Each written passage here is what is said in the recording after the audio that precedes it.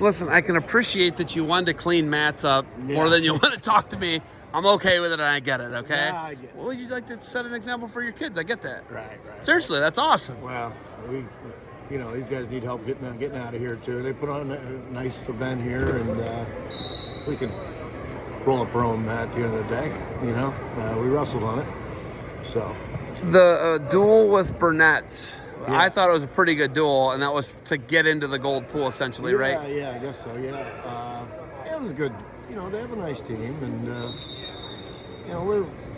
I'm sure a lot of people didn't have all their guys too. We have two good heavyweights that weren't here today, and and I had another 2 or 3 kids that would normally come that weren't here. That probably would have made a little difference, but I'm sure they didn't have their whole lineup too. So. But it was a good duel. It was fun. Good wrestling. Just once again, the only complaint I have when I go up this way is I think you guys struggle getting good officials. I don't think there's any. Listen, I got zero beef when I say that to you. Yeah. They do struggle. They can say bye. You can say bye to me. Right, Coach likes giving those up. I'll see you Tuesday. See you Tuesday. Okay? The honesty business, the brutal honesty business, you're in it. Yeah. You're a billionaire in that currency, in my opinion. I like that. Well, is it still working on kids? Do kids like the honesty that you offer? Well, I think some do. I think some parents do. I think it might as well listen to it because you're going to hear it eventually. And, we've got Fram oil filters. You want to pay me now or pay me later, I guess. I talked to Coach Waller, old man Waller, and that's his thing. He says you got to be hard on guys. Can't always be everybody's buddy. Especially in today's way, you got to tell them things they don't want to hear, and be honest with them. I'm not here to be your buddy. I'm here to be your coach. And then someday you're going to appreciate that if you listen and work hard towards what you're trying to accomplish. But, telling everybody, oh, that was great, Johnny, even though it was terrible,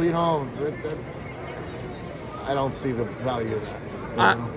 I talked to Dave Mariola today. I don't know if you know Dave. He's All-American at Michigan State. Tough guy. Big tough dude. Big tough dude. And he told me, he's at Walsh, and he told me maybe he bit off a little more than he could chew because he's 57. Yeah. Do you ever feel that way, like, man, this has been tough? Good job, buddy. This has been tough, and I've been in this for a really long time. I don't know if I've got the fire as much in my belly anymore. Do you ever feel that? Well, anything you do, sure you're going to feel, no matter how much you love your job or what you do, some days it's a job, Yeah. And it's a little different. I'm seeing the dynamics of wrestling change. There's less local mom and pop youth tournaments and more of these type of events. Yeah. And, I'm not sure, if that's a great thing. I mean, it's great the kids get to wrestle good kids like this, but we need to make sure we're supporting our booster clubs so we have money to pay for our wrestling programs, locally, The local thing is what I want my kids into, right? Like I got a 5 and a 6-year-old. I couldn't imagine bringing my kid here and getting his shoulders torn out, had spiked off the mat. He's 5, he's 6. Right. He'd hate the sport forever. Yeah. Like you're saying, we need the locals. Well, that's how we pay for our youth coaches and buy mats and buy equipment for wrestling teams. Is those are fundraisers, and maybe they should consider going first and third week of the month there for local tournaments. And we're doing that kind of. We have an OYWA league here in Ohio, and we do that still. And then the other 2 weekends go to the big tournaments. I like that. We still have that structure in Northeast Ohio. I like that. I think it's a good idea. I love it. I just see and this tournament is an example of that because they don't charge them a huge amount of money. The entry fee's more than fair. It's actually pretty cheap. I want to show Guy this. Don't worry. I want to show. But he's a businessman that gives back. Yeah, but he's not doing it to make. He's doing it to put on a good event. Yeah. And you like that. Yeah. And I've known guys since we were in college. He was at Cleveland State when I was at West Virginia. And he was a good guy then. And I think they do a nice job. But some of these tournaments there's a lot of money going to a few people. We will call that a money grab. Yeah. We have that. That's a thing. Yeah, and I think it's killing a lot of our fundraisers, and we better be aware of that and wondering why. Well, they dropped the program there. How come? Well, they didn't have any money.